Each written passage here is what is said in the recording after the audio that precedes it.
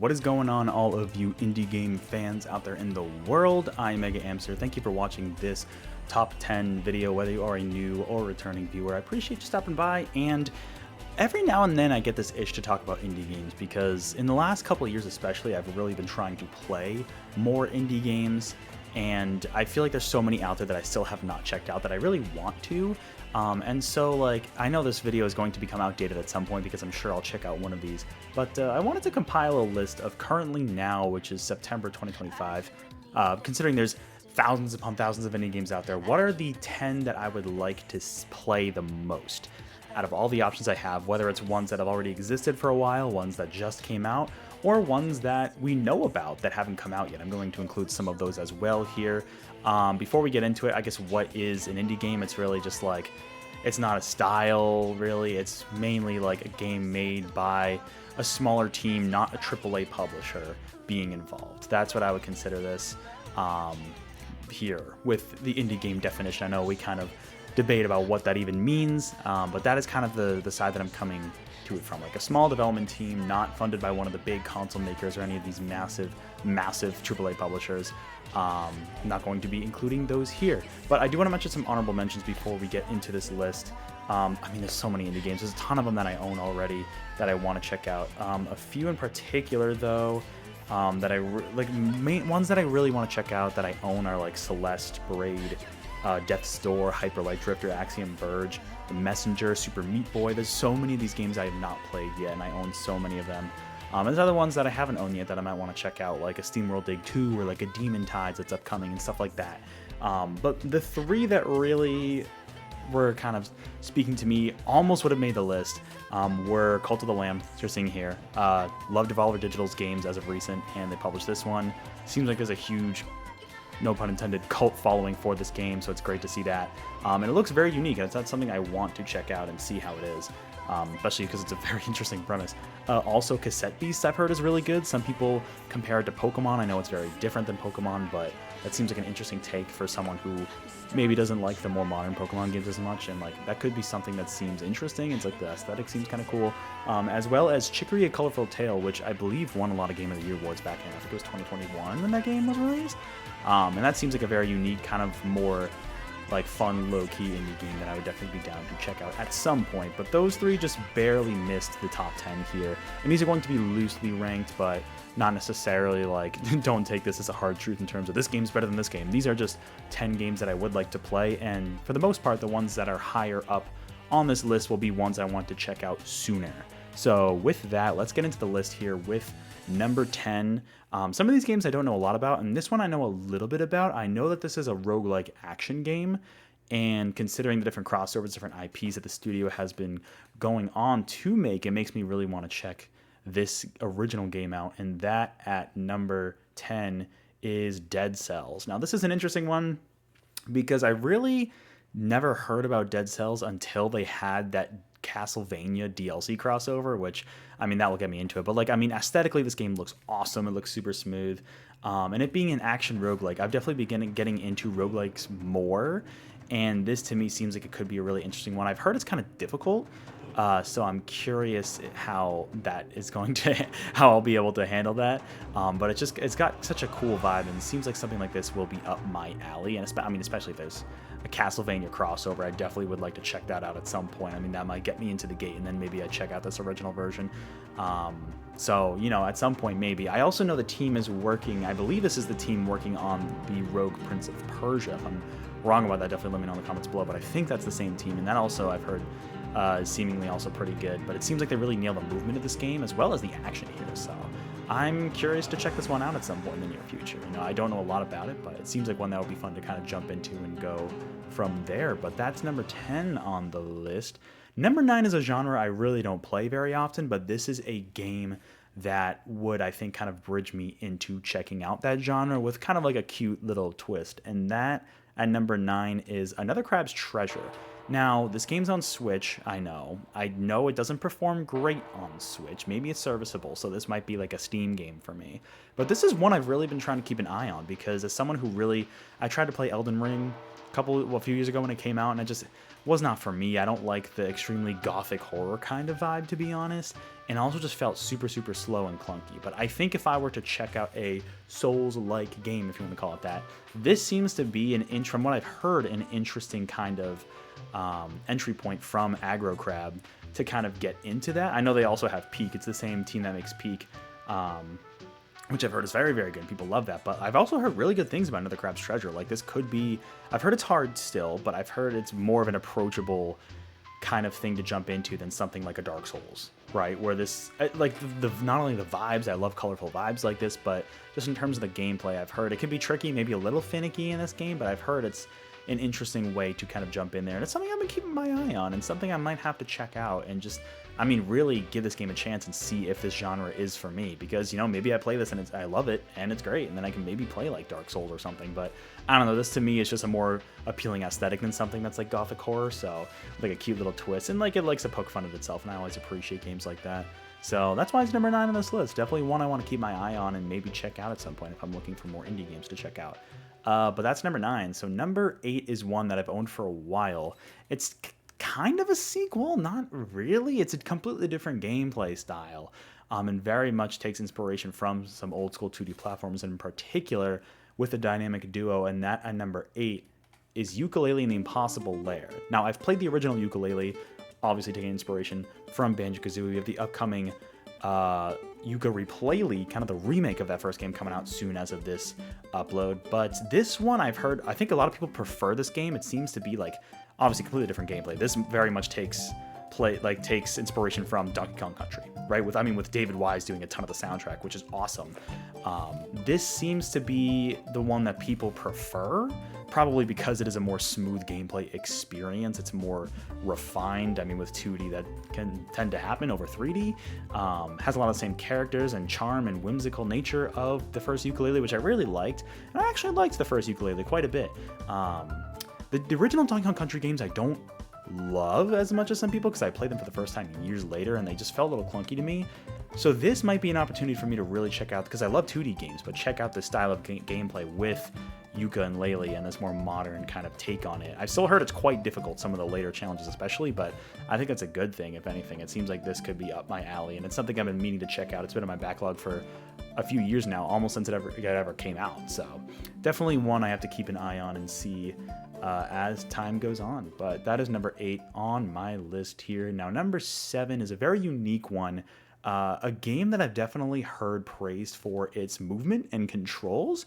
And they actually this studio had another game come out recently that's completely different genre. But this is one that I own now, and I want to check out and kind of see how it goes. It seems very unique. That at number 7 is Sifu.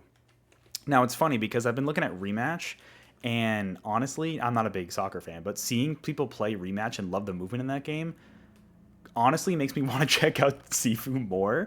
I have the Switch version of this game, which I've heard the Switch 1 version is a little rough. I'm hoping on Switch 2 it might have some performance buffs just naturally, but I don't know. If not, I can always buy another platform. But I've heard nothing but praise for this game. It's very unique, kind of an aging style. Like obviously, like your action combat, the movement seems very unique to this game, and like you kind of age as you go through the game. It's a very unique mechanic. I don't know if this is considered a roguelike. I don't think so. I mean, let me know in the comments below. But this is one I definitely want to check out, because I have it on the Switch. Maybe I'll get another platform if I want better performance out of it. But it seems like a really, really cool premise. And definitely like the combat is the highlight, of course, but it seems like it's going to be pretty cool. And from what I've heard from Rematch about how fun that game is to control, while that genre isn't for me, this is something that's a lot more up my alley. And so this is one I definitely want to keep an eye on and hopefully check out at some point and, see from there. I mean, yeah, shout out to Sloclap for making a very unique game and then going on to make a game that people love more than FIFA, at least in some cases. But that is number 6 on my list. Sorry, that was number 7, excuse me, on the list. Now, number 6 is another, it's a follow-up from a studio that's been making games for a while now. And I've always appreciated them from a distance, especially in terms of artistic and style and music. This one in particular, the gameplay seems to hook me a lot more, and I actually almost bought it. It came out this year as of this upload, and that at number 6 is Sword of the Sea. This one is an interesting one because I never played Journey, I never played Abzu, The Pathless, any of those games from Giant Squid. But like, you take from what I've heard from people who've reviewed this game, you take the vibe of Journey where you're exploring this world, very minimalist, exploring the environment. Then you add collectibles and you add a main motion, like movement gimmick of like riding on your sword. Like the first time we saw this, I think it was like a PlayStation showcase maybe. It just like looked super duper cool. This is a game I would want to play like on max settings on like PC or something like that, because it just like looks absolutely gorgeous, and the sound design I've heard is really good. And I've heard the game itself is fun to play. It seems like, I mean, movement is a big factor for me when it comes to playing games, and like just the ability to grinding on rails and surfing along the ocean, kind of like Star Overdrive, which I played earlier this year as of this upload. It gives me those kind of vibes, but also a little more colorful, a little more exploratory. It looks really cool. I almost bought this game when it came out, which was very recently actually as of this upload, and it is one I'm going to have to keep in my mind. I think I would prefer something like this over Journey. I've heard Journey is almost a quintessential indie game, but at the same time, I'm like, I don't know. Like this, if this has a more engaging gameplay hook for me, I might have to just check this one out and see what I think, because it looks really, really cool. Love the art style, love the vibes, love how the movement looks. So one I'm definitely keeping on my radar, and hopefully something I'll check out in the near future. But that's number 6 on the list here. Now, number 5 is one that's been out for quite a while. Has it been 10 years, actually? I think it's been over 10 years. As a Sonic fan, this one really speaks to me, and it kind of pains me to say I have not checked this one out yet as a Sonic fan, because I've owned the original game for so long, and I've heard nothing but praise from Sonic fans. And that at number 5 is Freedom Planet. This is one I've been meaning to check out for the longest time, and just haven't. I haven't checked it out yet, but I have it on Switch. I know there's a sequel as well that's out that people really like too. But yeah, I played the demo of this years ago on PC, and I mean, I liked what I played. It started off as like a Sonic ROM hack, I believe. Definitely correct me in the comments if I'm wrong about that. But the team went on to make their own game, and I mean, yeah, it very much from what I've heard feels like a classic 2D Sonic game with different characters like Lilac here with different abilities. This is so up my alley. I need to just buckle down and play it. I know it's not a super long game. It's just one of these days I need to do it. Maybe stream through it. You know, this is like literally, this is classic Sonic. You know, the character with the motorcycle and all that. It's like, this is one I should definitely be checking out. Like, almost, I don't want to say required for me, but as a Sonic fan, I've played almost every single Sonic game. Like, this is definitely up my alley. One I will need to check out. I've heard the music's great too.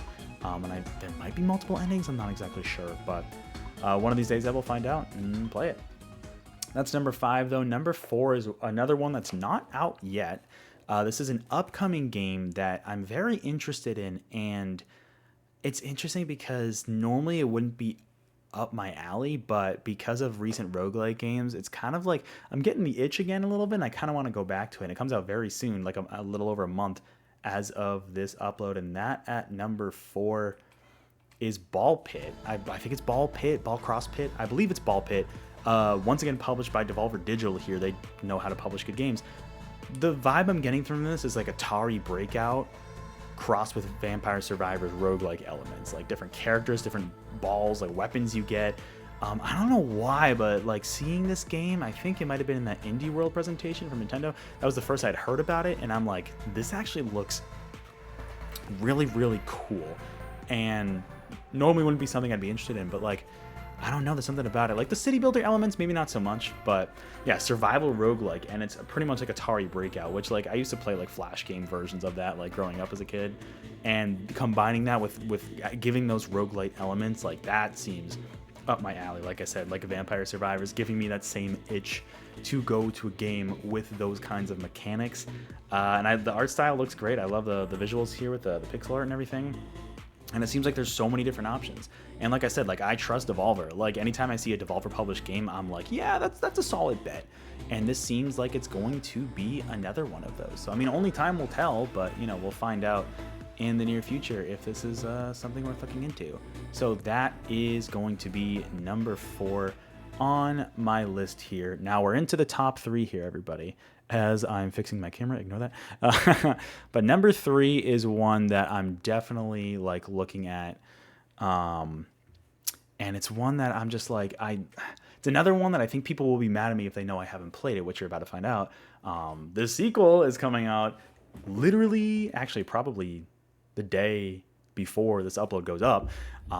Definitely one that is on a lot of people's radars, and one that I need to buckle down and play as someone who loves Metroidvanias.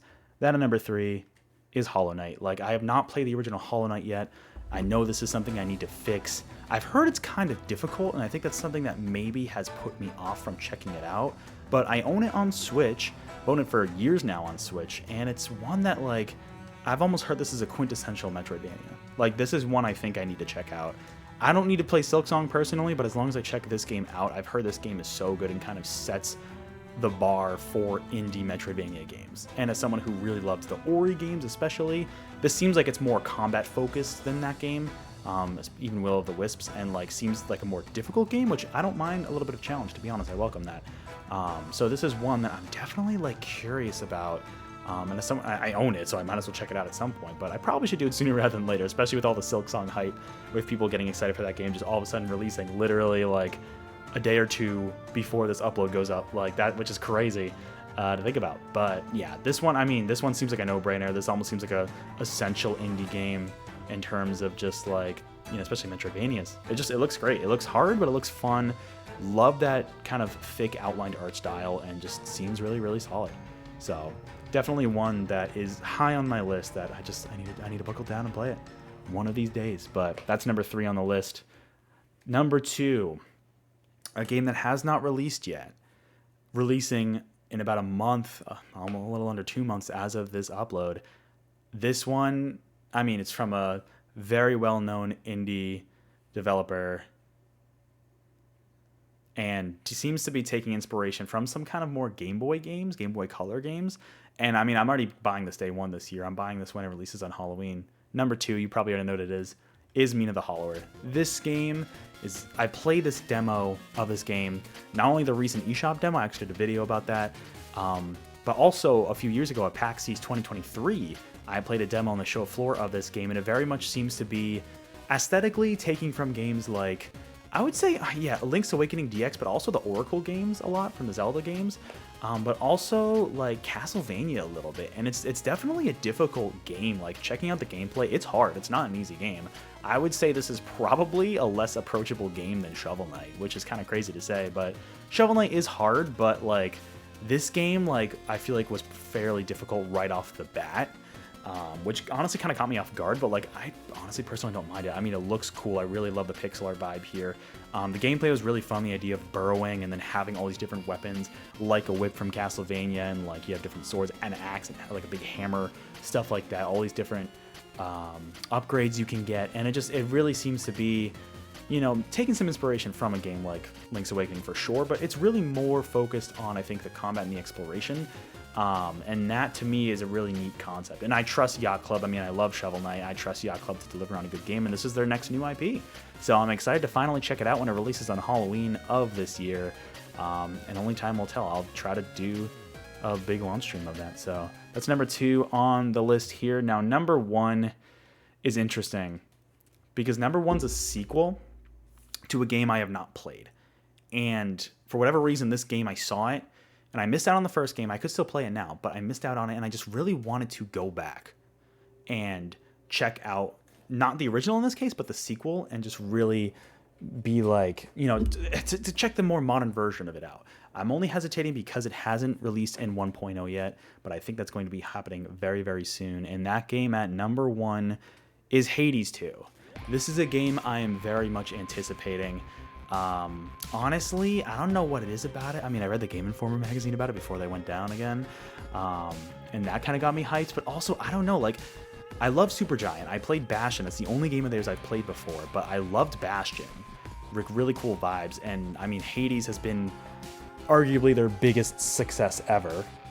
And so to see them make a sequel, this is their first sequel they've ever done. Like, clearly this is a formula that works and people love, and I love how this game looks. Like, this would be an awesome game to have on the Switch 2, which we know it's coming to Switch 2. I think they said when it launches in 1.0, it is launching on the Switch 2 that day. That could happen at any moment. I'm pretty sure they were saying it was going to come out within the next year of when the Switch 2 released. Could be wrong about that. Definitely correct me if I am, but I think it is coming soon in 1.0. which is what I've been waiting for. And it's been in early access for a while now, but if 1.0 comes out on Switch 2, like, I might be there day one. Like, this is one I'm very interested in, and one that I kind of regret missing out on Hades, because that was such a big deal. I mean, that won a lot of Game Awards back in 2020 from a lot of different outlets, and 2 seems to be improving upon that formula, making it better. People say this game has so much content already and it's not even in 1.0, which is crazy. So, I don't know, just in the Greek mythology vibe, I love Greek mythology, especially growing up. This seems right up my alley, and I love the art style. Like I said, Supergiant is a really, really talented development team, so I'm excited to check this one out. I think I will be checking this out early on when it launches, specifically on Switch 2. I think this would be a great game to have on that platform, or even like Steam Deck OLED if you have one. This I'm sure this would absolutely pop. But the combat looks fun. Roguelike elements I've heard are really cool. Seems to have a lot of personality and charm. I think I'm ready to jump in with this one. Even though I haven't played the original, why not? Doesn't seem like you have to play the original to enjoy this one. So that's going to be what I'm going to do. This is the one I want to check out. But before we end this video, just a quick recap here of the different 10 different indie games I want to check out next. Number 10 is Dead Cells. Number 9 is Another Crab's Treasure. Number 8 is Yooka-Laylee and the Impossible Lair. Number 7 is Sifu. Number 6 is Sword of the Sea. Number 5 is Freedom Planet. Number 4 is Ball Pit. Number 3 is Hollow Knight. Number 2 is Mina the Hollower. That's funny. And number 1 is Hades 2. So with that, go play indie games, everybody. Thank you so much for watching, though. Let me know in the comments below, what are some of your favorite indie games? What are some indie games you really want to check out next as of now? And if I didn't mention any indie games that you think I should check out, because I'm always looking for suggestions, definitely let me know in the comments below. You know, I would love to hear your suggestions. I mean, I'm trying to support more indie games as of the last couple of years, and I want to support more. So let me know all of your thoughts there in the comments below. Otherwise, I'll catch you all in the next video or live stream. Until then, keep supporting indie games, keep playing them. See you later.